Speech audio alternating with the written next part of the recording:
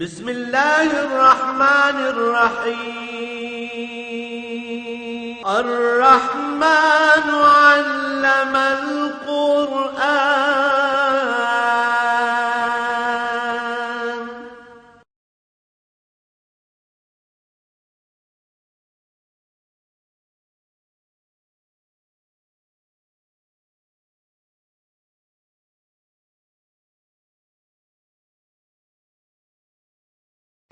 الحمد للہ رب العالمین والصلاة والسلام علی حبیبہ محمد وآلہ وصحبہ اجمعین. اعوذ باللہ من الشیطان الرجیم. بسم اللہ الرحمن الرحیم. وکیف اخاف ما اشرکتم ولا تخافون انکم اشرکتم باللہ ما لم ينزل به علیکم سلطانا فأی الفریقین احق بالامن ان کنتم تعلمون. الذین آمنوا ولم يلبسوا ایمانهم بظلم اولئک لهم الامن وهم مهتدون.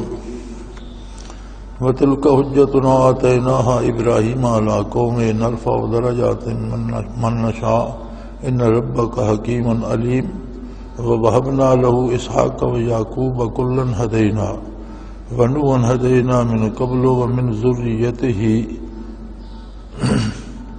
داود وسلیمان وایوب ویوسف وموسیٰ وہارون وکذالک نجزی المحسنین وزکریا ویحییٰ وعیسیٰ والیاس کل من الصالحین واسماعیل والیسع ویونس ولوطا کلا فضلنا علی العالمین ومن آبائهم وذریاتهم واخوانهم واجتبیناهم وہدیناهم الی صراط مستقیم. ذالک ھدی اللہ یہدی بہ من یشاء من عبادہ ولو اشرکوا لحبط عنہم ما کانوا یعملون. اللہم سبحانک لا علم لنا الا ما علمتنا انک انت العلیم الحکیم. مولاي صل وسلم دائما ابدا علی حبیبک خیر الخلق کلہم. سادہ سا بامحاورہ ترجمہ عرض کر دوں ان آیات مبارکہ کا. وکیف اخاف ما اشرکتم ولا تخافون انکم اشرکتم باللہ ما لم ينزل به علیکم سلطانا. کہ تم وہ لوگ ہو جو بغیر کسی دلیل کے اللہ سے شرک کرتے ہو اور اتنے بڑے جرم سے تمہیں ڈر نہیں لگتا تو مجھے اپنے بتوں سے ڈراتے ہو. بھلا ان سے میں کیسے ڈر سکتا ہوں.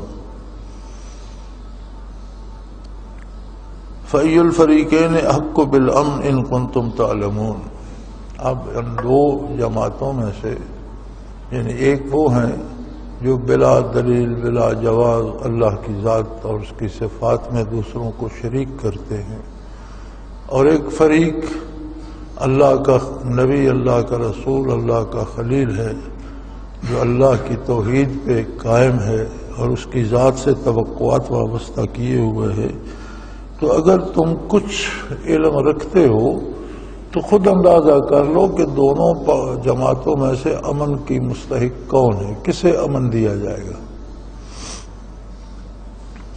الذین آمنوا ولم یلبسوا ایمانہم بظلم اولئک لهم الامن وهم مہتدون. وہ لوگ جو ایمان لائے اور پھر اپنے ایمان میں کسی طرح کے ظلم کو شامل نہیں ہونے دیا، وہ لوگ امن کے مستحق ہیں اور وہ لوگ ہیں جو ہدایت یافتہ ہیں.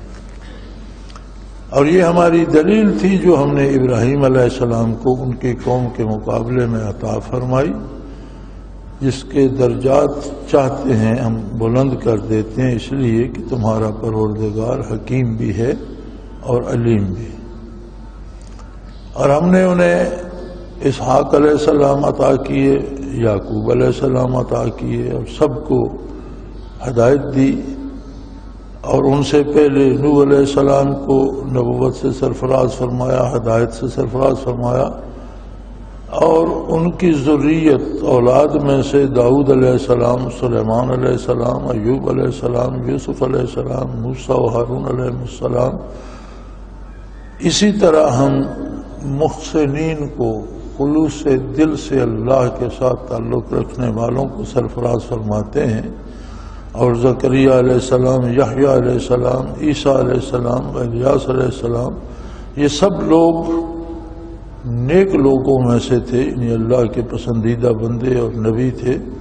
اور اسماعیل علیہ السلام اور الیسع علیہ السلام، یونس علیہ السلام، لوط علیہ السلام، ان سب کو ہم نے ان کے زمانے میں سارے جہانوں پہ فضیلت عطا فرمائی، اور ان کے آباء و اجداد میں سے، ان کی اولاد میں سے، ان کے بھائیوں میں سے انہیں منتخب فرما لیا اور انہیں سیدھے راستے کی ہدایت فرمائی۔ اللہ کی ہدایت ہے، جسے چاہتا ہے عطا فرماتا ہے۔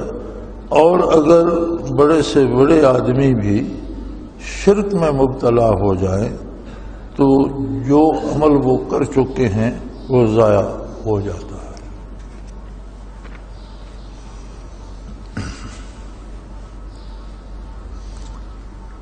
سیدنا ابراہیم علیہ السلام کو جب انہوں نے اس بات سے ڈرانے کی کوشش کی کہ ہمارے یہ بت آپ کو نقصان پہنچائیں گے، تو انہوں نے فرمایا کہ جن بتوں کو تم اللہ کا شریک ٹھہراتے ہو، بھلا میں ان سے کیوں ڈروں؟ بے جان بت ہیں، ان میں کوئی خصوصیت نہیں ہے، کوئی کمال نہیں ہے، وہ کچھ کر نہیں سکتے، ان پر مکھی بیٹھ جائے اڑا نہیں سکتے، ان کے سامنے سے کوئی چیز مکھی اٹھا کے لے جائے اس سے واپس لے نہیں سکتے، تو میں ان سے بھلا کیوں ڈرنے لگوں؟ ان کے وجود یا ان میں جو صفات تم نے مان رکھی ہیں اس پر اللہ نے تو کوئی دلیل نازل نہیں فرمائی، یہ تو تمہاری اپنی خود ساختہ گڑی ہوئی باتیں ہیں، ڈرنا تو تمہیں چاہیے کہ تم نے بلا دلیل بلا جواز اللہ کی ذات یا اس کی صفات میں مختلف اشیاء کو یا بتوں کو یا مختلف ذوات کو یا مختلف اسباب و ذرائع کو شریک کر رکھا ہے، تو تمہیں اللہ کی عظمت سے ڈرنا چاہیے۔ اور یہ بھی سوچ لو، اگر تم میں کچھ علم ہے یا تمہیں کچھ سمجھ ہے تو دیکھ لو کہ ان دونوں جماعتوں میں سے امن کا مستحق کون ہے۔ ایک جماعت وہ ہے جو شرک کرتی ہے، اور دوسری وہ ہے جو توحید باری پہ قائم ہے، تو امن کسے نصیب ہوگا؟ آگے فیصلہ کن انداز میں قرآن کریم نے فرمایا کہ وہ لوگ جو ایمان لائے وَلَمْ يَلْبِسُوا إِيمَانَهُمْ بِظُلْمٍ، پھر انہوں نے اپنے ایمان میں کسی طرح کا ظلم شامل نہیں کیا۔ ظلم سے یہاں مراد شرک ہے۔ قرآن کریم میں یہ ارشاد ہے ان الشرک لظلم عظیم، یعنی جتنا بڑا ظلم شرک ہے اللہ کی ذات یا صفات میں، اتنا بڑا ظلم کوئی دوسرا نہیں۔ تو اس سے یہ پتہ چلتا ہے کہ انسانی کمزوریاں ایسی ہیں، اور دنیا چونکہ اللہ نے عالم اسباب بنایا ہے، یہاں ہر چیز کسی سبب کے نتیجے میں ظاہر ہوتی ہے، اور انسان کوتا نظر ہے، مسبب الاسباب کو بھول جاتا ہے، اسباب پہ امید رکھ لیتا ہے، حالانکہ سبب بھی اس کی مخلوق ہیں، اور ان اسباب میں جو اثر ہے وہ بھی اسی کی ذات لا شریک پیدا فرماتی ہے، اور وہ قادر ہے جب چاہے کسی چیز کا اثر بدل دے۔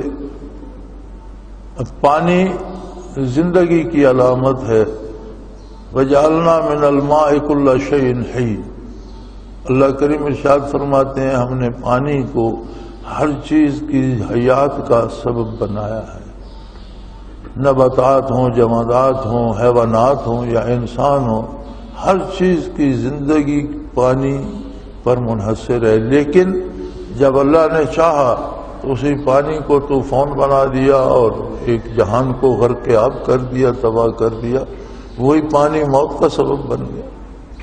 ہوا زندگی کا سبب ہے، چند لمحے اگر ہوا کسی بندے سے روک دی جائے تو وہ زندہ نہیں رہ سکتا، لیکن جب اللہ نے چاہا تو جن قوموں کو ہوا سے تباہ کیا ان پر ایسی ہوا چلا دی کہ وہی ان کی تباہی کا سبب بن گئی۔ یعنی زندگی کے جو اسباب تھے ان سے نتیجہ یہ ہوا کہ قومیں موت کے آغوش میں جا سکیں اور تباہ ہو۔ تو اس کا مطلب یہ ہے کہ اسباب بجائے خود کوئی حیثیت نہیں رکھتے، مسبب الاسباب کی ذات ہے جو ان اسباب میں بھی نتائج پیدا فرماتی ہے، لہذا بندے کا اعتماد اللہ پر ہونا چاہیے۔ اب عجیب بات یہ ہے کہ اللہ نے اسباب اختیار کرنے کا حکم دیا ہے، اسباب اختیار کرنے ہوں گے، لیکن اس نے صرف اسباب اختیار کرنے کا ہی حکم نہیں دیا، اسباب کی حیثیت بھی بتا دی اور جائز اور ناجائز میں بھی فیصلہ فرما دیا، اور نبی کریم صلی اللہ علیہ وآلہ وسلم نے نہ صرف تعلیم فرمایا بلکہ ایک پورا ملک بنا کر، ایک حکومت بنا کر اس پر وہ نظام نافذ کر کے صحیح اور غلط اسباب کو عملی زندگی میں الگ کر کے دکھا دیا۔ چنانچہ اسباب بھی وہ اختیار کیے جائیں گے جو سنت کے مطابق ہوں گے، جن کی اجازت نبی کریم صلی اللہ علیہ وسلم نے دی ہوگی، اور جس طرح دی ہوگی اس طرح اختیار کیے جائیں گے۔ نتائج کیا ہوتے ہیں یہ اللہ کے دست قدرت میں ہے کہ نتیجہ کیا ہوتا ہے۔ وہ مولانا روم فرماتے ہیں کہ چوں قضا آیت حکیم ابلا شوت، جب موت آ جاتی ہے تو حکیم اور ڈاکٹر بھی بوکھلا جاتے ہیں، مرض اور ہوتا ہے وہ اور کہتے ہیں، دوا اور ہوتی ہے وہ اور دیتے ہیں، اور اگر وہ صحیح دوا بھی دیں تو اللہ تاثیر بدل دیتا ہے۔ روغن بادام خشکی میں دہد، روغن بادام جو بہت تر ہوتا ہے، اگر بندے کی موت آ گئی یا خشکی سے مر رہا ہے تو اسے روغن بادام بھی دے تو اس کی خشکی بڑھتی جائے گی۔ آج بڑا زمانہ ترقی کر گیا اور نئے نئے علاج دریافت ہو گئے، لیکن میں نے کتنے لوگوں کا دیکھا ہے کہ انسولین کے انجیکشن لگانے کے باوجود ہی شوگر بڑھتی جا رہی ہے، کنٹرول نہیں ہو رہی، بالآخر بندہ مر جاتا ہے۔ یعنی پچھلے چند سالوں میں کئی دوستوں کو، کئی لوگوں کو اس طرح سے مرتے دیکھا کہ جی ان کی شوگر کنٹرول نہیں ہو رہی تھی، بھی انہیں وہ انسولین لگا رہے تھے لیکن شوگر بڑھتی جا رہی۔ اب اس بات کو کون روکے کہ جو کام وہ قادر مطلق فیصلہ کر لیتا ہے وہ کام اس طرح ہوتا ہے۔ تو بندے کا بنیادی تعلق اللہ کریم سے ایسا ہونا چاہیے اور اسے یہ یقین ہونا چاہیے کہ اللہ اور اللہ کے رسول کی نافرمانی میں کبھی فائدہ نہیں ہو سکتا، نقصان ہوگا، فائدہ نہیں ہوگا۔ ہم جب گناہ کرتے ہیں یا ہم جب چوری کرتے ہیں یا ہم جب رشوت لیتے ہیں، ہم جب سود کھاتے ہیں، ہم جب دھوکے سے کسی سے پیسے لے لیتے ہیں تو ہمارا خیال یہ ہوتا ہے کہ اس طرح مجھے بڑا آسانیاں مل جائیں گی، آرام مل جائے گا، لیکن وہ چیز آسانیاں نہیں دیتی، وہ تکالیف میں مبتلا کر دیتی۔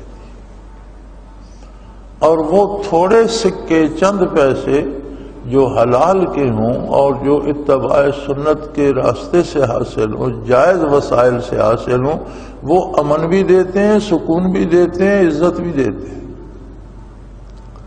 سو فرمایا کہ دیکھ لو، تم خود فیصلہ کر لو کہ ایک بندہ مخلوق ہے، عاجز ہے، کتنا کنٹرول ہے دست قدرت کا اس پر کہ آج کا سائنسدان کہتا ہے کہ ایک بندے کے وجود میں 2.5 کھرب سیل ہے، ہر سیل میں حیات ہے، ہر سیل جیتا بھی ہے، مرتا بھی ہے، نئے پیدا بھی ہوتے ہیں۔ آج کا سائنسدان کہتا ہے کہ ہر سیل میں ایک کتاب رکھے، یعنی 2.5 کھرب کتابیں ہم میں سے ہر ایک کے اندر موجود ہے، کہ ان میں سے ایک کتاب بھی کھول لی جائے تو اس کی ساری زندگی کا پتہ چل جاتا ہے۔ یہاں تک میں نے پڑھا، وہ لکھتے ہیں یہاں تک کہ کب اس کا ایک بال سفید ہوگا، کب اس کا کوئی ایک دانت خراب ہوگا، اس میں درد ہوگا یا وہ گر جائے گا، یعنی چھوٹی چھوٹی چیزیں، تفصیل اس میں درد ہے۔ اس کا مطلب ہے کہ ہم اپنا کردار اپنے ساتھ اٹھائے پھرتے ہیں۔ جب ہم کوئی غلطی کرتے ہیں تو ہم بڑا چھپ چھپا کر کرتے ہیں، لیکن ہم یہ سمجھنے سے قاصر ہوتے ہیں کہ ہمارے اندر 2.5 کھرب کتابیں اندر موجود، منکر نکیر کو چھوڑ دو، وہ اپنا لکھ رہے ہیں۔ اس مالک نے جو اپنے دفتر بنائے وہ 2.5 کھرب وجود کے اندر ہیں جن میں سب کچھ لکھا پڑا، کہاں چھپے گا؟ پھر شرک، یہ شرک تو عام ہے کہ کسی نے اللہ کے ساتھ کسی بت کو شریک کر لیا، یا کسی ستارے کو یا فرشتے کو یا کسی نیک آدمی کو، یا جو دعا اللہ سے کرنی چاہیے تھی، جو چیزیں اللہ عطا فرماتے ہیں وہ سمجھا مجھے یہ بندہ دے دے گا، اسے شرک جلی کہتے ہیں، ظاہر سامنے شرک کرنا۔ ایک ہوتا ہے شرک خفی، پوشیدہ شرک، وہ بہت خطرناک ہے، اور مسلمان سے اسی کا صدور ہوتا ہے۔ کلمہ پڑھنے کے بعد کوئی ایسا شخص نہیں جو بتوں کو سجدہ کرے، جاہل سے جاہل، نادان سے نادان، لا الہ الا اللہ محمد الرسول اللہ پڑھنے کے بعد کسی بت کو سجدہ نہیں کرتا، لیکن نادانی سے اپنی امیدیں بعض لوگوں سے وابستہ کر لیتا، بعض افراد سے وابستہ کر لیتا، سمجھتا ہے کہ میں اس کی اطاعت کروں گا تو مجھے فائدہ ہوگا، موج کروں گا، اس کی بات نہیں مانوں گا تو یہ مجھے نقصان پہنچائے گا، چنانچہ وہ اللہ کے احکام چھوڑ دیتا ہے اور اس کی بات ماننا شروع کر دیتا ہے۔ یہ شرک خفی ہے۔ مولانا احمد علی لاہوری رحمۃ اللہ تعالی علیہ فرمایا کرتے تھے کہ یہ لوگ جو دکان پہ بیٹھے ہوتے ہیں، اذان ہو جاتی ہے اور اس خیال سے مسجد نہیں جاتے یا صلاۃ کے لیے نہیں اٹھتے کہ یہ گاہک چلے جائیں گے، روزی میں فرق آ جائے گا، صلاۃ چھوٹ جاتی ہے لیکن اپنا دکانداری میں لگے رہتے ہیں، تو وہ فرماتے تھے کہ انہوں نے دکان کو اپنا رب سمجھ لیا ہے کہ میرا پالنہار، مجھے پالنا اس دکان کا کام ہے، لہذا اللہ کی اطاعت چھوڑ دیتے ہیں اور اس دکان کے کام میں لگے رہتے ہیں۔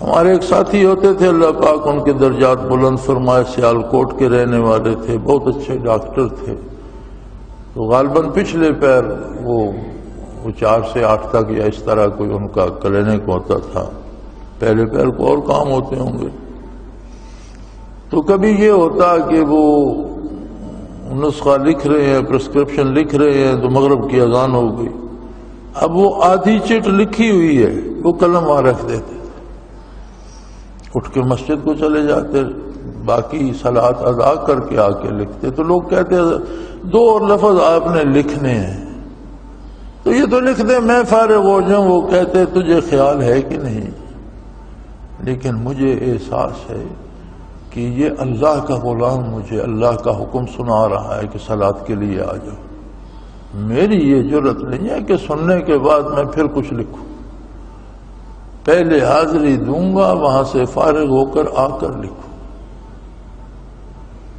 تو یہ تو ہے توحید۔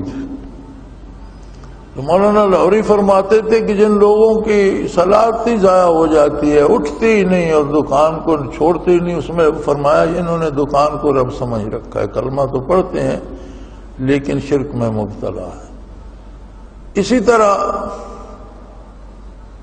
بڑی عجیب بات ہے، لوگ کہتے ہیں جی اگر بینک سے سود نہیں لیں گے تو کھائیں گے کیا؟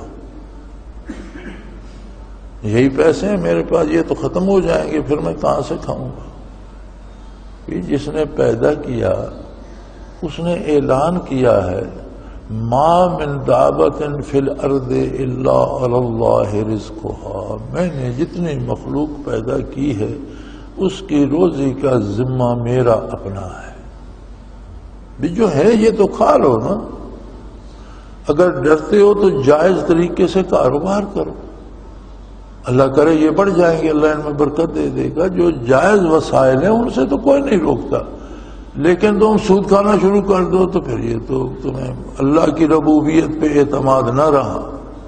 تو یہ وہ ذرائع ہیں شرک کے جو کلمہ پڑھنے کے باوجود ہمارے اندر صلاحیت کر جاتے ہیں۔ تو فرمایا دیکھ لو جہاں شرک ہوگا وہاں امن نہیں ہو سکتا۔ یہ شرک یا نافرمانی یا حضور کے اتباع کے خلاف چلنا صلی اللہ علیہ وسلم ایسا ہے جیسے آپ اپنے سامان کو، اپنے گھر کو اپنے ہاتھ سے آگ لگا لیں۔ اب آپ اپنے گھر میں قدم قدم پر آگ لگاتے پھریں اور کہیں میرا گھر ہنستا بستا بھی رہے، کیسے ممکن ہے؟ ظاہری آگ جو ہے یہ تو پانی سے بجھائی جا سکتی ہے، لیکن جو معنوی آگ ہمارے کردار سے لگتی ہے وہ ہمارے امن سکون کو تباہ کر دیتی۔ آج کا ہمارا سب سے بڑا مسئلہ ہی یہ ہے کہ کہیں بھی ہمیں امن یا کہیں بھی سکون کا کوئی ذرا نہیں ملتا۔ قرآن کریم اس کا سبب بتا رہا ہے کہ جب تم اللہ کے ساتھ دوسروں کو شریک کر لیتے ہو، اپنی امیدیں غیر اللہ سے وابستہ کر لیتے ہو، اللہ کی اطاعت چھوڑ کر غیر اللہ کی اطاعت کرتے ہو، تو امن ہرگز نہیں آ سکتا۔ وہ تو آگ ہے، جہاں تم آگ لگاؤ گے وہاں سکون اور امن کیسے ہوگا؟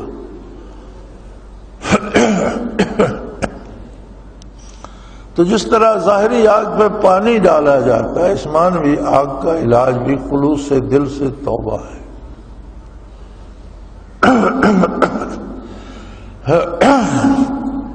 حضور اکرم صلی اللہ علیہ وسلم کا ارشاد ہے الندم توبہ، یعنی نادم ہونا ندامت حقیقی توبہ ہے۔ او کما قال رسول اللہ صلی اللہ علیہ وسلم کہ حقیقی توبہ یہ ہے کہ بندہ صدق کے دل سے نادم ہو اور جو غلطی کر رہا ہے اسے چھوڑ دے، اس کی اصلاح کرے اور آئندہ وہ غلطی نہ کرے، یہ تو توبہ ہے۔ اور زبانی کہتے رہنا توبہ توبہ توبہ اور کردار وہی رہنا، تو اس کا مطلب تو یہی ہے کہ بندہ کہتا رہے بھائی مجھے امن چاہیے امن چاہیے، لیکن آگ لگاتا پھرے، تو نتیجہ تو عمل پہ مرتب ہوگا، کہنے پہ تو نہیں مرتب ہوگا۔ سو فرمایا الذین آمنوا، وہ لوگ جو ایمان لاتے ہیں، وَلَمْ يَلْبِسُوا إِيمَانَهُمْ بِظُلْمٍ، پھر اس کے بعد کسی طرح کا شرک اس میں شامل نہیں ہونے دیتے، اللہ کی عظمت میں کسی کو شریک نہیں کرتے، نبی کی اطاعت میں کسی دوسرے کو داخل نہیں ہونے دیتے، اللہ کے بندوں کی عزت ضرور کرتے ہیں، ان سے استفادہ کرتے ہیں، لیکن کسی مخلوق کو اللہ کا ہم پلہ نہیں ٹھہراتے۔ اولئک لہم الامن، ان لوگوں کے لیے امن ہے، یہ طے شدہ بات ہے کہ وہ امن میں رہیں گے۔ اور اگر بہت سے لوگ برائی میں مبتلا ہو جائیں اور کوئی ایک بندہ اطاعت الہی پہ قائم رہے، تو دیکھیے گا کہ اس کے دل میں سکون ہوگا اور وہ امن میں بھی ہوگا۔ لوگ جتنا بھی اس کا نقصان کرنا چاہیں، جتنے اس پہ کیچڑ اچھالتے رہیں، جتنے اس پہ الزام لگاتے رہیں، جتنے اس کے خلاف باتیں کرتے رہیں، جتنے اس کو گالیاں، وہ کچھ بھی اس تک نہیں پہنچے گا، خود ان پر پلٹے گا، اس کا دل پرسکون ہوگا، اس کی زندگی پر امن ہوگی۔ یہ نشانی ہے کسی کے مومن ہونے کی، کسی کے موحد ہونے کی، اللہ کے رسول صلی اللہ علیہ وسلم کے ساتھ تعلق کی نشانی یہ ہے کہ جس کا تعلق اللہ اور اس کے رسول صلی اللہ علیہ وسلم سے مضبوط ہوگا اسے اللہ امن نصیب فرمائے گا، اور وہ ہدایت پر ہوگا، یعنی صحیح بندہ وہ ہوگا، صحیح راستے پر وہ ہوگا۔ وَتِلْكَ حُجَّتُنَا آتَيْنَاهَا إِبْرَاهِيمَ عَلَىٰ قَوْمِهِ، یہ کہنا کہ یہ ستارہ رب ہے پھر یہ غروب ہو گیا تو فرمایا یہ تو اپنے آپ کو قائم نہیں رکھ سکا، چاند نکلا تو کہہ دیا یہ رب ہے، وہ بھی غروب ہو گیا، پھر سورج نکلا کہہ دیا یہ ہے، یہ بھی غروب ہو گیا، تو فرمایا نہیں میں تو اس اللہ کی طرف اپنا رخ کرتا ہوں جو ان سب کا بنانے چلانے والا ہے۔ فرمایا یہ ایک دلیل تھی جو ہم نے اپنے خلیل علیہ السلام کو عطا فرمائی ان کی قوم کے مقابلے میں، چونکہ وہ ستاروں کی پوجا کرتے تھے تو ہم نے بطور دلیل کے ابراہیم علیہ السلام کو یہ طریقہ سکھایا، نرفع درجات من نشاء ان ربک حکیم علیم، ہم جس کے چاہتے ہیں اس کے درجات بلند فرما دیتے ہیں۔ انبیاء کے درجات سب سے بلند ہوتے ہیں، پھر انبیاء میں رسول افضل ہوتے ہیں، پھر رسولوں میں اولی العزم افضل ترین ہستیاں ہوتی ہیں، تو سیدنا ابراہیم خلیل اللہ اولی العزم رسولوں میں سے ہیں، عظیم ترین ہستیوں میں سے ہیں، اس لیے کہ تمہارا پروردگار صاحب حکمت بھی ہے، دانا تر بھی ہے اور علیم بھی، ہر ذرے سے، ہر حقیقت سے، ہر چھوٹی بڑی بات سے وہ خود آگاہ ہے، وہ کسی کی خبر دینے کا محتاج نہیں کہ کوئی اسے بتائے گا تو وہ جانے گا یا کوئی مشورہ دے گا تو وہ فیصلہ کرے گا، وہ کسی کا محتاج نہیں، وہ اپنے فیصلے جو کرتا ہے وہ خود حکیم ہے، وہ خود علیم ہے۔ وَوَهَبْنَا لَهُ إِسْحَاقَ وَيَعْقُوبَ، ہم نے انہیں اسحاق علیہ السلام جیسی اولاد عطا فرمائی، پھر اسحاق علیہ السلام کے یعقوب علیہ السلام ہوئے، یعقوب علیہ السلام کے یوسف علیہ السلام ہوئے۔ یہ امتیاز ہے کہ 4 نسلوں میں نبوت ہے، یوسف علیہ السلام نبی ہیں، یعقوب علیہ السلام نبی ہیں، اسحاق علیہ السلام نبی ہیں، ابراہیم علیہ السلام نبی ہیں، 4 نسلوں میں مسلسل نبوت ہے، اور یہ اللہ کریم کا احسان ہے، یہ اس کی عطا ہے۔ اسی طرح سیدنا ابو بکر صدیق رضی اللہ تعالی عنہ وہ ہستی ہیں کہ غیر انبیاء میں 4 نسلوں میں صحابیت محمد الرسول اللہ ہے۔ آپ کے والد صحابی تھے، آپ خود صحابی تھے، آپ کے بیٹے صحابی تھے، آپ کے پوتے صحابی تھے، 4 نسلوں میں صحابیت محمد الرسول اللہ کا انفرادی اعزاز ہے سیدنا ابو بکر صدیق رضی اللہ تعالی عنہ کا۔ تو فرمایا نرفع درجات من نشاء ان ربک حکیم علیم ووهبنا له اسحاق ویعقوب کلا ہدینا ونوحا ہدینا من قبل، ان سب کو ہم نے ہادی بنایا، راہبر بنایا، لوگوں کی رہنمائی کا فریضہ عطا فرمایا، نبوت و رسالت عطا فرمائی۔ ان سے پہلے نوح علیہ السلام کو نبوت و رسالت عطا فرمائی، اور پھر ان کی ذریت میں سے، ان کی اولاد میں سے وَمِن ذُرِّيَّتِهِ دَاوُودَ وَسُلَيْمَانَ وَأَيُّوبَ وَيُوسُفَ وَمُوسَى وَهَارُونَ وَكَذَلِكَ نَجْزِي الْمُحْسِنِينَ وَزَكَرِيَّا وَيَحْيَى وَعِيسَى وَإِلْيَاسَ كُلٌّ مِّنَ الصَّالِحِينَ وَإِسْمَاعِيلَ وَالْيَسَعَ وَيُونُسَ وَلُوطًا كُلًّا فَضَّلْنَا عَلَى الْعَالَمِينَ وَمِنْ آبَائِهِمْ وَذُرِّيَّاتِهِمْ وَإِخْوَانِهِمْ وَاجْتَبَيْنَاهُمْ وَهَدَيْنَاهُمْ إِلَى صِرَاطٍ مُّسْتَقِيمٍ۔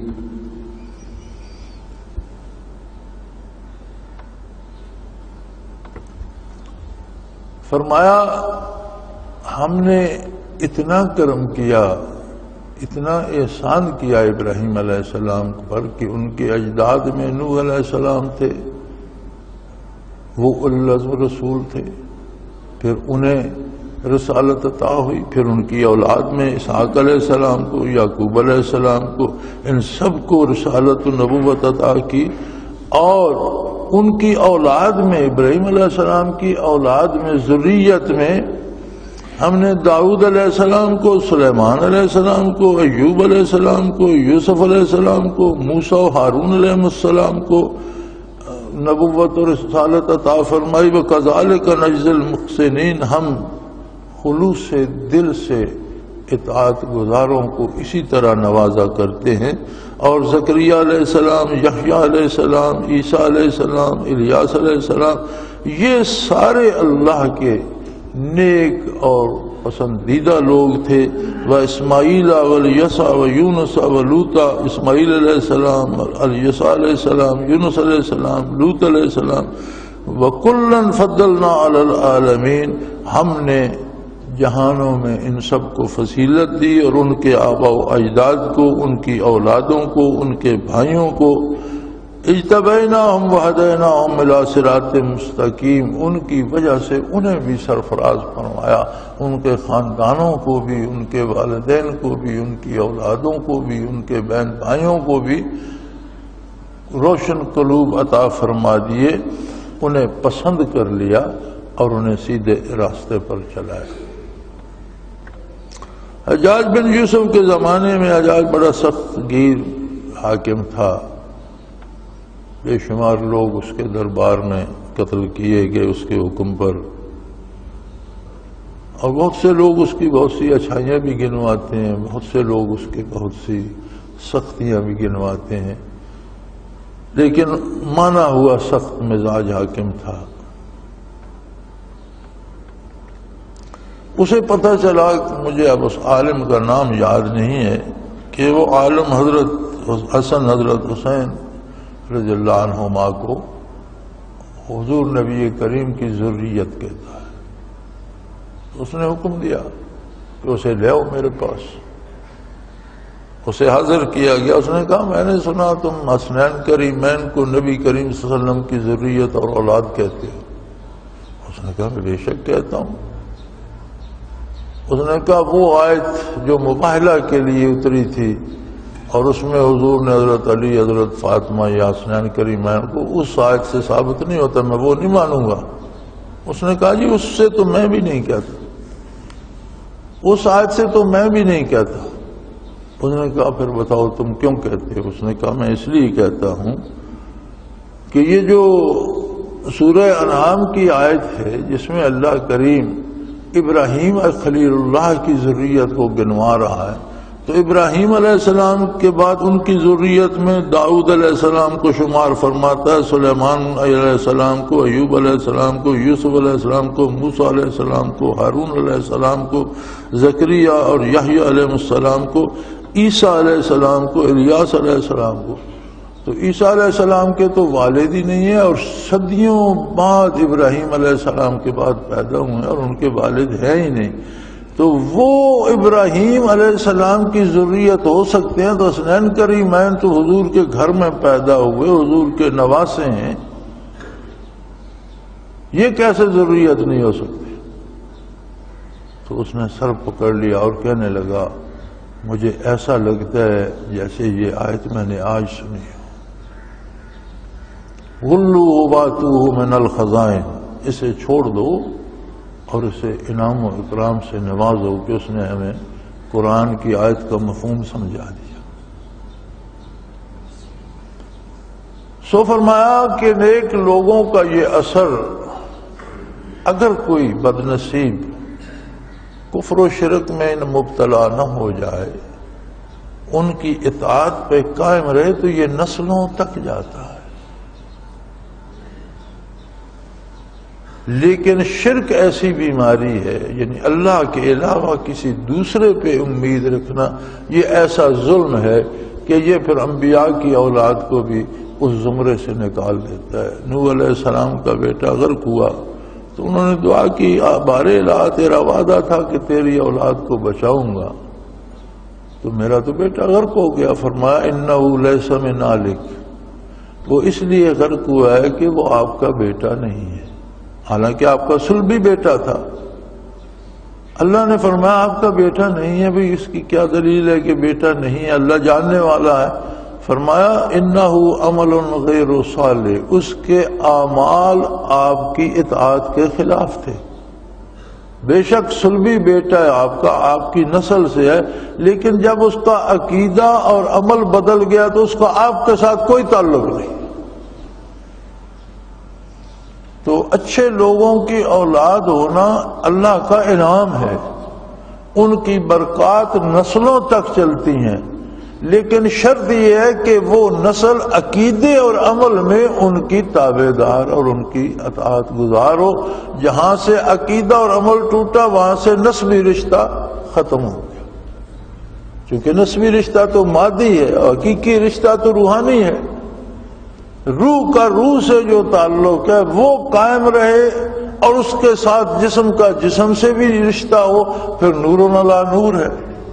لیکن اگر روحانی یا اتباع کا یا عقیدے کا مسئلہ جو ہے وہ رشتہ ٹوٹ گیا تو پھر جسمانی رشتے کا کوئی اعتبار نہیں۔ حالانکہ نوح علیہ السلام کا سگا بیٹا تو فرمایا انہ لیس من اہلک، وہ تیرے خاندان کا فرد نہیں ہے، اس لیے کہ انہ عمل غیر صالح، اس کا تو کردار غیر صالح ہے، وہ تو عقیدے اور عمل میں آپ کے خلاف ہے، اس کا آپ کے خاندان سے کوئی تعلق نہیں، اس کا تعلق انہی لوگوں سے ہے جن کے ساتھ اسے غرق کر دیا گیا۔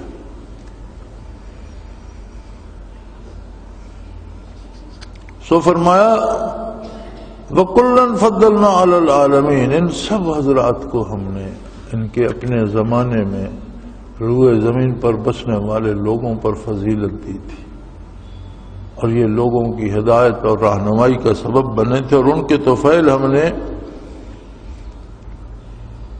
ان کی اولادوں کو، ان کے بھائیوں کو چن لیا اور انہیں ہدایت نصیب فرمائی سیدھے راستے کی، جنہوں نے ان کی اطاعت کی۔ اگر ان کے والدین نے ان کی اطاعت کی، ان کی اولادوں نے ان کی اطاعت کی، ان کے بہن بھائیوں نے ان کی اطاعت کی، تو ان سب کو ہم نے اپنے انعام سے اور کرم سے نوازا اور انہیں سیدھے راستے پر چلنے کی توفیق عطا کر دی۔ یعنی سب سے بڑا احسان اس دنیا میں رب العالمین کے احسان کوئی گن نہیں سکتا۔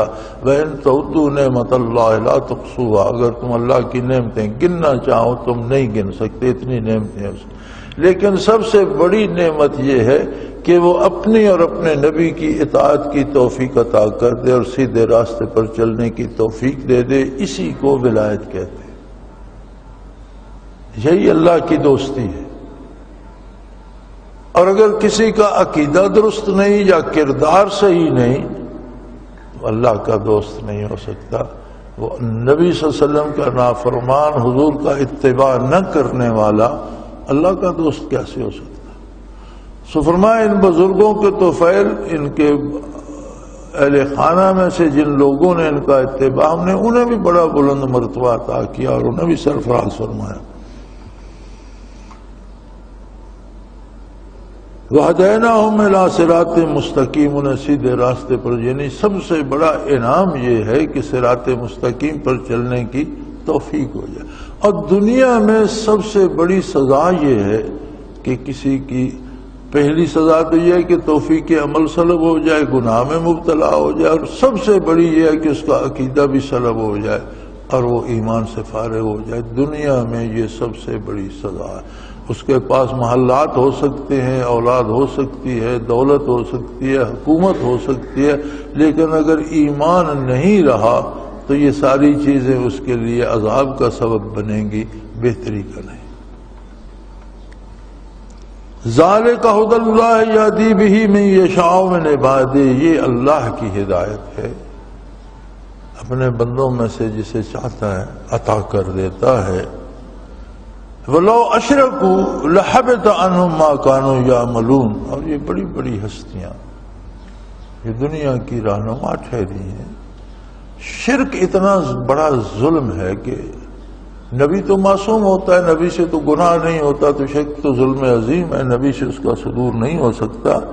اس کے باوجود بفرض محال کے طور پر فرمایا کہ اگر کوئی بہت بڑی ہستی بھی شرک کرے تو اسی دم وہ ساری فضائل اور ساری فضیلتیں اور سارے مقامات سلب ہو جائیں گے۔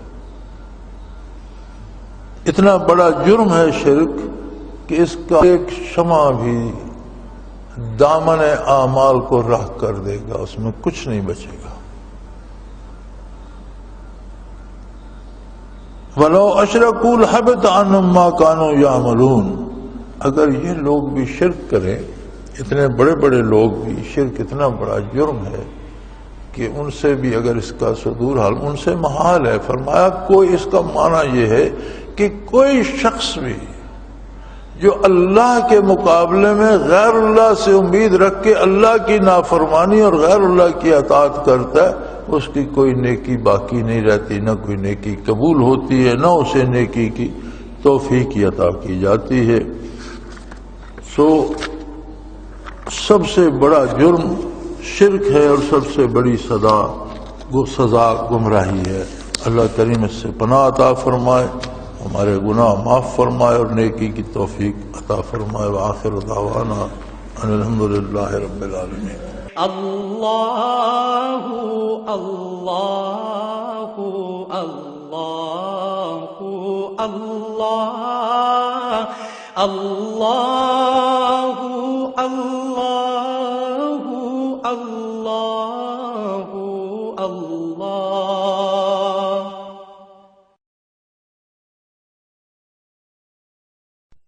حضرت امیر محمد اکرم آوان مد ذلہ العالی دارالعرفان منارہ ضلع چکوال میں سالہ سال سے قرآن و حدیث کے اوپر خطابات کر رہے ہیں اور سلسلہ نقشبندیہ اویسیہ کے مطابق لوگوں کو ذکر الہی کی تربیت دے رہے ہیں.